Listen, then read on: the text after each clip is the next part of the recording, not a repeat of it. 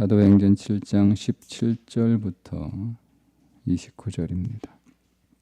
함께 읽습니다. 하나님이 아브라함에게 약속하신 때가 가까움에 이스라엘 백성이 애굽에서 번성하여 많아졌더니 요셉을 알지 못하는 새 임금이 애굽 왕위에 오르매 그가 우리 족속에게 교활한 방법을 써서 조상들을 괴롭게 하여 그 어린 아이들을 내버려 살지 못하게 하려 할세. 그때에 모세가 낳는데 하나님 보시기에 아름다운지라.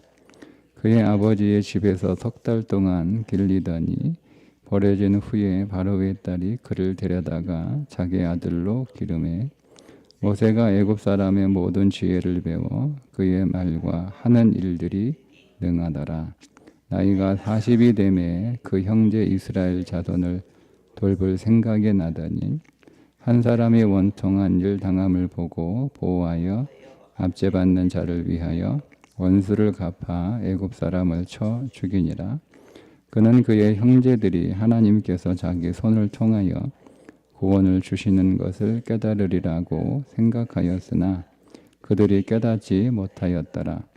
이튿날 이스라엘 사람끼리 싸울 때에 모세가 와서 화해시키려 하여 이르되 너희 형제인데 어찌 서로 해치느냐 하니 그 동물을 해치는 사람이 모세를 밀어뜨려 이르되 누가 너를 관리와 재판장으로 우리 위에 세웠느냐.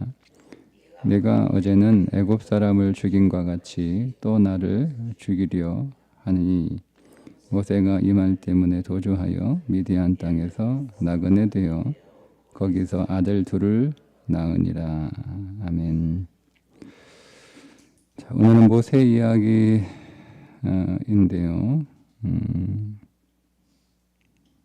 출애굽 이전까지 모세에 관한 이야기인데 내용의 핵심은 이스라엘 백성들이 모세를 오해했던 것처럼 잘못 이해했던 것처럼 당시 종교 지도자들과 또 그들을 따랐던 사람들이 예수님에 관해서 잘못 알고 있다, 오해했다, 그런 내용입니다. 이런 말씀을 통해서 우리 역시 하나님을 잘못 이해하면 우리가 하나님을 온전히 믿기가 어렵다, 그렇게 적용할 수 있습니다. 자, 일단 사람들은 모세를 오해했습니다. 모세는 우여곡절 끝에 이집트의 왕자가 되어서 40년 왕자 수업을 받았습니다. 모세를 물에서 건져 그 이름을 모세라고 지었던 애굽의 공주는 차기 애굽의 왕이 될 사람이었습니다. 그런데 무남동녀거든요. 아들이 없어요. 그러니까 다음 왕이 될 사람은 자기란 말이에요. 그런데 자기 대신에 이제 왕의 자리에 앉힐 사람으로 물에서 건진 모세를 생각한 거예요. 그래서 모세를 애굽의 왕이 될 사람으로 키운 겁니다. 그러니까 애굽의 왕이 될 사람으로 40년 동안 준비를 한 거잖아요. 근데 그런 모세가 애굽을 위해서 사는 인생이 아니고 자기의 동족 이스라엘을 위하여 사는 인생으로 삶을 방향을 바꾸잖아요. 그래서 어떻게 하면 내가 내 동족을 도와줄까? 어떻게 도움이 될까? 그런 마음과 그런 생각을 갖고 있던 차이에 애굽에 일을 하던 자기의 동족이 애굽 사람한테 폭행을 당하는 것을 보고 그 애굽 사람을 살해하게 됩니다. 그 다음 날 이제는 이스라엘 사람들이 서로 이제 두 사람이 크게 다투고 있는 것을 보고 말리죠. 아마 처음에는 말로 좀 이렇게 말렸던 것 같아요. 그래서 계속 서로 막 싸우니까 모세도 조금 완력을 썼던 것 같습니다. 그러면서 사람들이 하는 말이 이렇게 얘기를 합니다.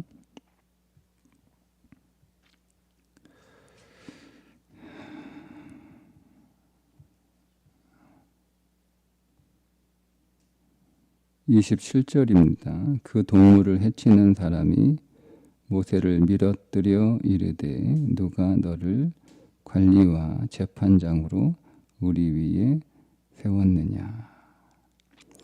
그러니까 모세는 이스라엘 백성들에게서 왕노릇하고 싶었던 생각이 없어요. 근데 사람들은 그렇게 이해를 한 거예요. 모세는 애굽의 그 화려하고 좋은 것들을 마다하고 거기에서 왕노릇 하면 되는데 거기에서 왕노릇 하는 것을 포기하고 자기 동족 백성들을 위해서 일하려고 했으나 사람들은 그런 모세를 오해해서 자기의 인생을 참견하는 사람으로, 자기 인생을 판단하는 사람으로, 자기 인생을 심판하는 사람으로 오해를 한 거예요. 그래서 모세를 거절하잖아요. 그래서 결국 모세는 애굽 사람을 살해한 일이 발각이 돼서 미디안 땅으로 도주할 수밖에 없었습니다. 자, 이런 것처럼 모세와 예수님 사이에는 여러 가지 공통점이 있어요. 모세가 태어나자마자 살해의 위협을 당하죠. 애굽 바로 왕의 유아 살해 명령에 의해서 모세도 살해당할 위협에 처하게 됩니다. 예수님도 태어나자마자 헤롯 대왕의 유아 살해 명령으로 살해당할 위협에 처하게 되죠. 네. 모세가 애굽의 왕자로 그 왕자의 삶을 버리고 동족 백성들의 삶으로 들어왔던 것처럼 예수님도 하늘 보좌를 버리고 당신의 백성들의 삶으로 내려오시잖아요. 그리고 모세가 백성들을 위하여 도움이 되고자 했음에도 불구하고 백성들이 모세를 오해하죠. 왜 우리 삶에 참견하느냐? 왜 간섭하냐? 왜 판단하냐? 왜 심판하냐? 이렇게. 사실 모세는 백성들을 도와주고 싶었던 건데 백성들은 그거를 그렇게 받아들이지 않았습니다. 그러니까 예수님을 똑같이 오해를 한 거죠. 성전을 허무는 자, 율법을 파괴하는 자, 백성들을 현혹해서 질서를 문란하게 하는 자, 그리고 자신들을 판단하는 자, 자신들이 하는 일에 간섭하는 자. 간섭하는 것처럼 보이잖아요. 자기들을 비난하는 것처럼 보이잖아요. 자기들을 심판하는 것처럼 보이잖아요. 그래서 예수를 죽였던 거죠. 자, 여러분, 우리는 어떻습니까? 여러분은 하나님에 대하여 오해가 전혀 없나요? 이스라엘 백성들이 모세를 그 마음을 제대로 알지 못했던 것처럼 이스라엘 백성들이 예수님의 마음을, 결국 하나님의 마음을 제대로 알고 있지 못했던 것처럼, 그러니까 하나님을 특별히 이 산헤드린 공회에 있었던 그 종교 지도자들은 하나님에 관하여 잘 알고 있다고 생각하는 사람들이에요. 그 하나님에 관하여 잘 알고 있다고 하는 사람들의 특징, 내가 신앙생활 잘하고 있다고 하는 사람들의 특징, 그게 뭔지 아시죠? 네, 자기 생각 안에 갇혀 있습니다. 그러니까 하나님을 잘 알고 있다고 생각하지만 사실은 하나님 모르고 있거든요.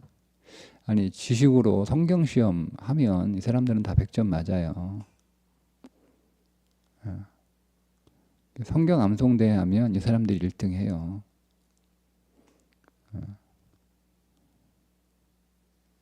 그래서 자신들이 하나님을 잘 알고 있다고 생각하는데 사실은 하나님을 모르고 있는 거예요. 뭘 모르고 있는 거죠?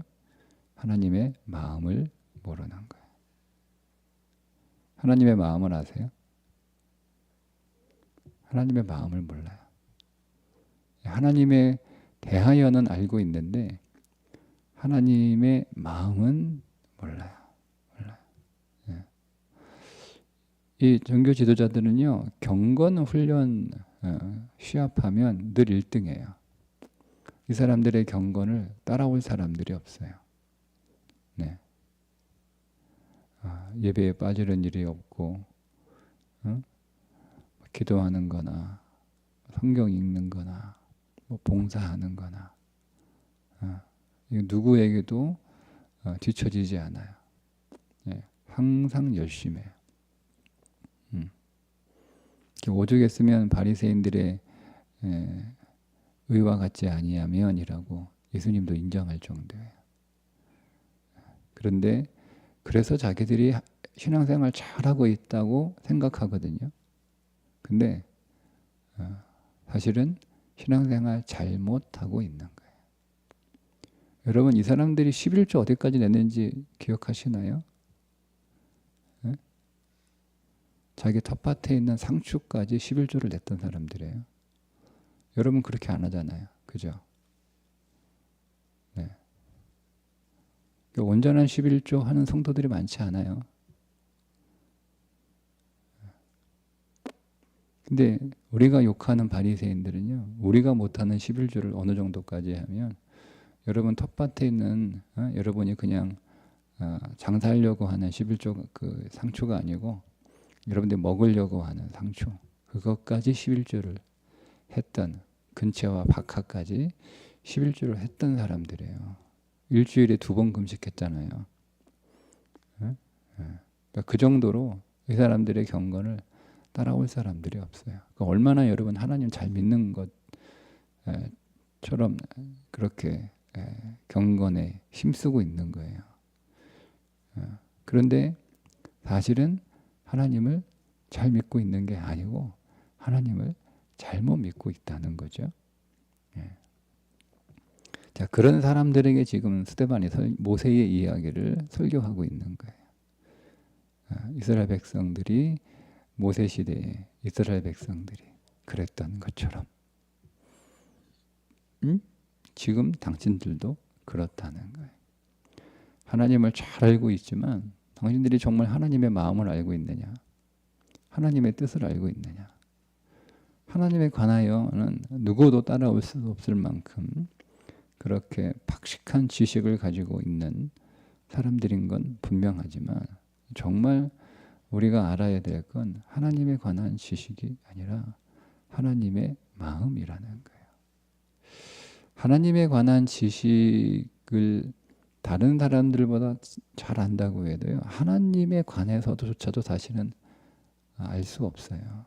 우리는 하나님에 관해서 우리의 인지 능력으로, 우리의 인식의 능력으로는 하나님을 파악할 수 없어요. 그냥 우리가 하나님에 관하여 알고 있는 것조차도 하나님이라고 하는 분의 그냥 막 발끝, 발톱 정도 이렇게 알고 있는 것에 불과해요. 잘 알고 있다고 하는 사람들조차도. 그 지식에 있어서도 사실은 잘 알고 있지 못하는 건데 그냥 다른 사람들보다 잘 알고 있으니까 잘 알고 있다라고 생각을 하는 거죠. 근데 그거보다 더 중요한 건 하나님의 마음을 아는 거예요. 하나님의 마음. 하나님의 마음을 알고 있는가? 그러니까 우리는 하나님의 마음을 알고 있는가? 우리는 하나님의 심정을 얼마나 알고 있는가? 말라기에 이렇게 예언을 하잖아요. 엘리야가 와서 아버지의 마음을 자녀에게, 자녀의 마음을 아버지에게 돌이키는 그 일이 온다는 거예요. 말라기 시대 누가 온다는 거죠? 아버지의 마음을 우리에게 부어줄 사람을 온다는 거예요. 그게 세례 요한인데, 세례 요한이 했던 일은 하나님의 마음을 부어주는 거예요. 그 땅 위에. 그리고 자녀의 마음을 또 하나님께 부어줄 사람이죠. 그러니까 여러분, 신앙의 문제가 그런 거네요. 말라기 시대는 정말 신앙이 매우 심각한 거예요. 매우 심각한 거예요. 매우 심각한 거예요. 매우 심각하다고 해서 우리가 막 그렇게 애형적으로 막 그들이 엉망인 신앙생활을 살아간다고 생각하시면 안 되고요. 말라기는 느헤미야하고 같은 시대예요. 그 종교개혁을 일으켰던, 성전도 보수하고 말씀의 회복도 부흥회도 일어나고, 그리고 그들이 바벨론에서 데려왔던 이방 며느리들, 부인들 다 이렇게 돌려보내고 이렇게 애를 썼던 시대란 말이에요. 힘들게 어려워서 성전도 짓고 거기서 제사도 회복했던 시대란 말이에요. 어쨌든 그들 나름대로 겉으로만 보면 그들 나름대로 최선을 다해서 하나님을 믿으려고 했던 시대, 느헤미야 같은 시대라니까요. 그게 말라기예요. 근데 뭐가 없다는 거죠? 뭐가? 마음이 없다는 거예요. 하나님의 마음이 부어지지 않는 거예요. 열심히 신앙생활을 하는데 하나님의 마음이 부어지지 않아요. 뭐를 하나님한테 못 드리는다는 거예요? 하나님께 마음을 드리지 못하는 거예요. 열심히 신앙생활을 하는데 하나님께 마음을 못 드려요. 그러니까 하나님의 마음도 없고 자기 마음도 하나님한테 못 드려. 이게 말라기 시대거든요. 그리고 또 400년 동안 영적인 아우맥이 찾아와요. 그러니까 그들이 단순히 눈에 보이는 신앙생활을 잘못해서 그런 일이 찾아온 게 아니고 마음과 마음이 통하지 않는 거예요. 하나님과 마음이 통하지 않은 거예요. 그러면 여러분, 우리의 인생에서 가장 심각한 게 뭡니까? 마음과 마음이 통하지 않는 거예요. 사람과 사람 사이에 마음과 마음이 통하지 않는 거예요. 가정의 가장 큰 위기가 뭐겠어요, 그러면? 가족들끼리 마음과 마음이 통하지 않는 거예요. 여러분, 이게 암흑이에요. 부부가 서로 마음과 마음이 통하지 않는 거, 부모와 자식 사이에 서로 마음과 마음이 통하지 않는 거. 그게 우리 인생의 영적인 심각한 문제. 여러분, 교회 문제가 뭐겠어요? 교회 문제가. 교회가 여러분 가장 심각한 문제가 뭘까요? 성도들이 서로 마음과 마음이 통하지 않는 거예요. 목사의 마음과 마음이 성도들의 마음 통하지 않고 성도들의 마음을 목사가 모르고 그게 심각한 거예요. 그 영적인 굉장히 심각한 위기예요. 성도가 서로 간에 마음과 마음이 통하지 않아요. 겉으로는 잘 지내죠. 겉으로는. 서로 체면이 있으니까 오랫동안 살았던 그래도 관계가 있으니까 그거를 깨트리고 싶진 않잖아요. 그죠?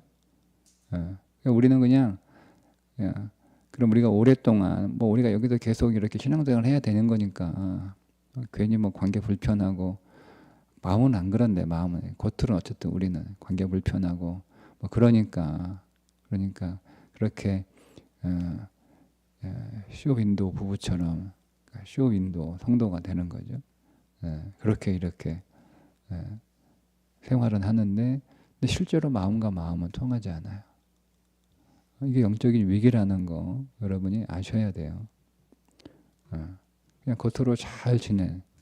근데 그 안에는 그 사람의 마음도 내게 전해지지 않고 내 마음도 그 사람에게 전해지지 않고 그래서 그 사람의 말이나 행동들이 내 안에 불편해지는 거죠. 불편하잖아요. 지금 모세가 불편하잖아요. 괜히 뜬금없이 나타나가지고 저는 그렇게 보일 거 아니에요. 저는 애고 방실해서 배부르게 잘 먹고 잘 살고 잘 자고 맘 편하게. 우리는 맨날 공사 현장에 나와가지고 몸이 부서져라. 그렇게 고생하고 일 못한다고 막 이런저런 막 욕 먹고 안 되면 막 채찍에도 맞고 먹을 것도 제대로 안 주고. 그러니 여러분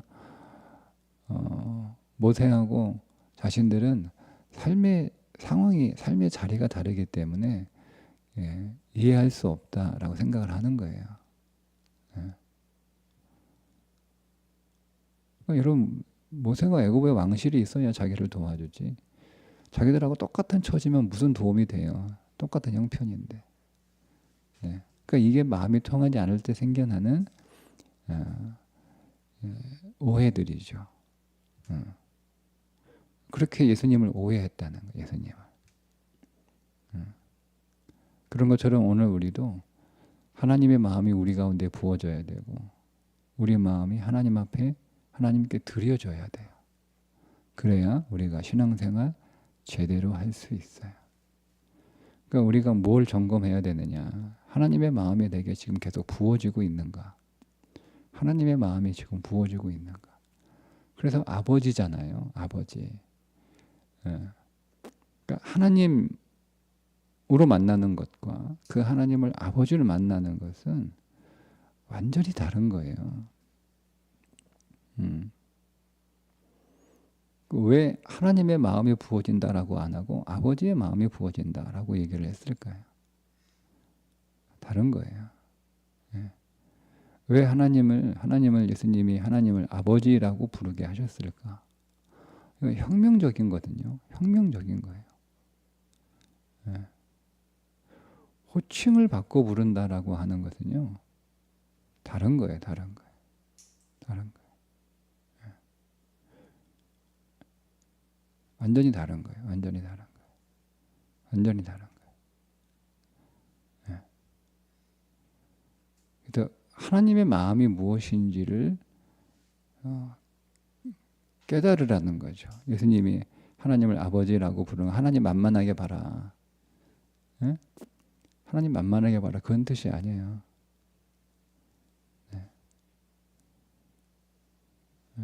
하나님 그냥 뭐 가볍게 하나님 무서운 분 아니니까 그런 의미가 아니에요. 하나님의 마음이 어떤 마음인지를 깨달으라는 거예요. 그래서 너희 마음도 하나님의 마음만 부어지는 게 아니잖아요. 우리의 마음도 하나님 앞에 드려져야 되는 거예요. 그래서 신앙생활은 하나님과 내가 서로 마음과 마음이 통하는 게 신앙생활이에요. 신앙생활이에요. 네. 그러니까 예수님이 예루살렘을 보고 그 마음에 비통해 하신 것은 하나님의 마음 때문이거든요. 여러분 예수님이 왜 그 하나님과 근본 본체이시나 그 높은 보좌를 버리시고 이 땅에 죄인의 옷을 입고 사람의 모양으로 오신 이유가 뭐겠어요? 하나님의 마음을 알았기 때문에 그런 거예요. 여러분 이사야가 성전에서 예배드리다가 천상회의를 듣잖아요. 우리를 위하여 누구를 보낼고. 근데 이사야가 왜 나를 보내서 서라고 했겠어요? 이사야가 여러분 그 당시 사람들의 영적 상태가 어느 정도인지를 너무 잘 알고 있어요. 가서 얘기해 봐야 좋은 소리 못 듣는다는 거 너무 잘 알아요. 너무 잘 알아요. 거기 왜 갑니까? 좋은 소리 안 듣고 대접 못 받고 욕 먹고 비난받고. 이사야가 그럴 사람이 아니에요. 그의 사회적인 신분이. 가서 이사야가 만날 사람들이 아니에요. 영상적으로 보면 이사야가 상대도 안 할 사람들이에요.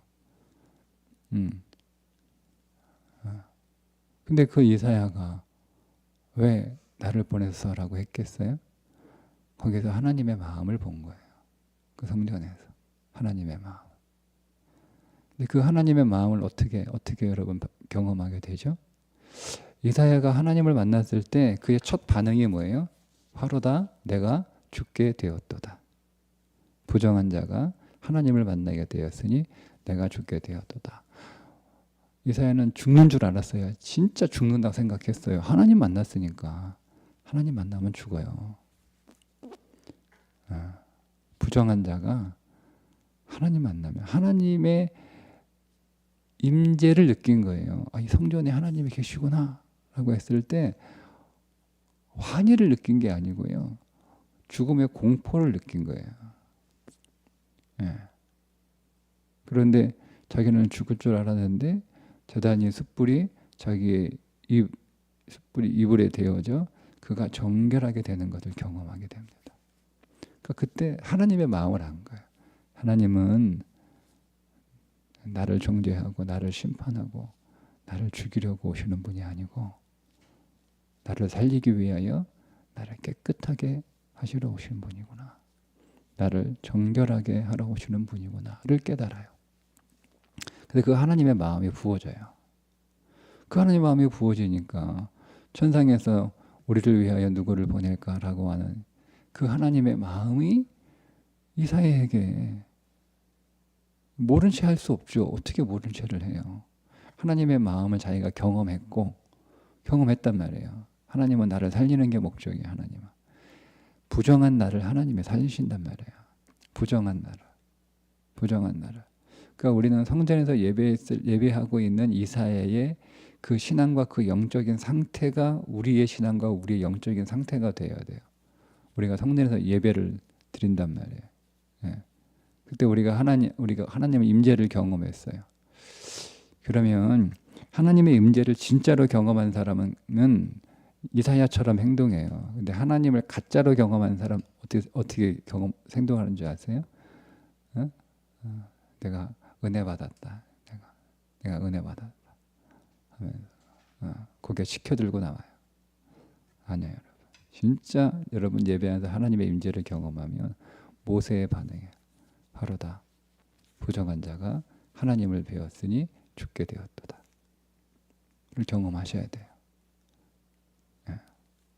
그리고 그런 나를 위하여 아들 예수 그리스도를 십자가에서 죽게 하신 하나님의 그 사랑이 우리 안에서 경험돼야 되는 거예요.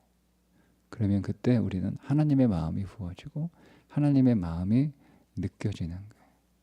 그래서 하나님의 마음이 하나님의 뜻이 오늘 우리에게 들리는 거죠.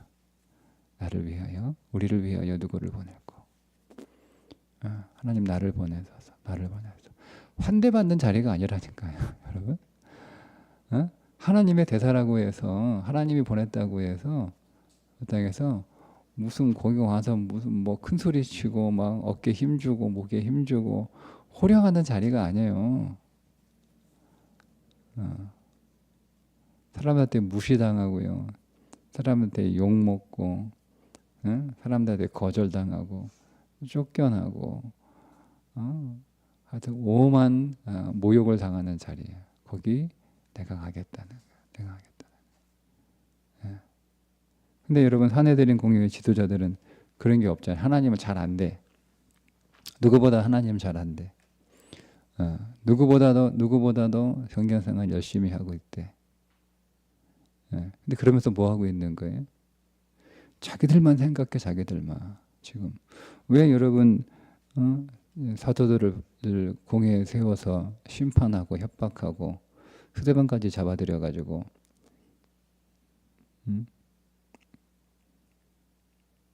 왜 거짓 고발하고 그를 지금 신문하고 있습니까?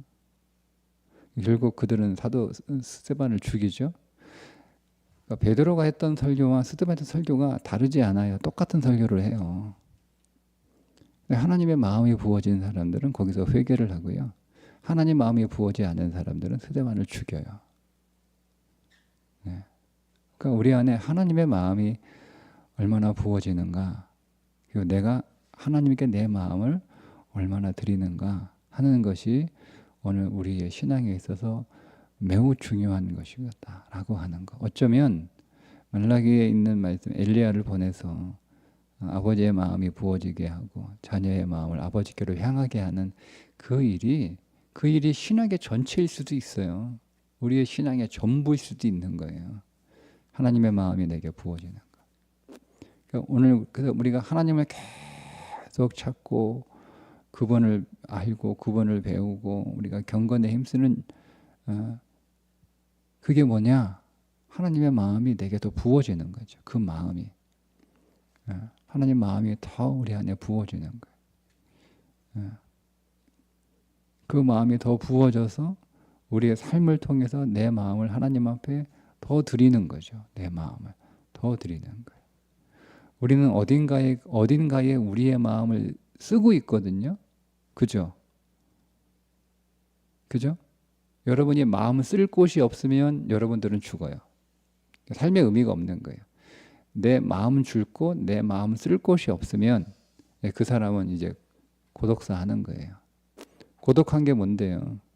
마음 줄 곳이, 마음 쓸 곳이 없다는 거예요. 우리는 어딘가에 지금 마음을 주고 있잖아요. 우리가 무엇인가에 마음을 쓰고 있잖아요. 어디에 우리의 마음을 쓰고 있나요? 무엇에 우리의 마음을 주고 있나요? 근데 그것이 그리스도인은 하나님이어야 된다는 거예요. 하나님께 마음을 드려야 되고 하나님 때문에 마음을 쓰고 있어야 된다라고 하는 거죠. 그러니까 이게 작동되고 있지 않으면 우리는 어떤 의미에서 영적인 어둠을 살고 있다라고 보셔도 됩니다. 그러면 여러분 이것이 길지 않도록 이 어둠이 깊어지지 않도록 여러분 경계하셔야 됩니다. 오늘도 우리가 기도하고 말씀 안에서 기도하기를 하나님의 마음이 더 되게 부어지기 원합니다. 그래서 그 마음을 힘입어 하나님, 제 마음 하나님 앞에 더 향하게 하여 주옵소서. 그렇게 오늘도 하루 살아가시기를 주님의 이름으로 축복합니다. 기도하겠습니다. 하나님 아버지, 오늘 말씀을 나눈 것처럼 하나님의 마음이 더 부어지기를, 하나님의 마음을 더 알기를, 하나님의 마음이 심령 가운데 더 채워지기를 구합니다. 말씀과 기도 안에서 우리의 삶을 통하여 하나님의 마음을 만나는 하루가 되게 해주시고 우리도 그 마음을 힘입어 내 마음이 하나님을 향하는 삶으로 더 나아가게 하여 주옵소서. 예수님의 이름으로 기도합니다. 아멘.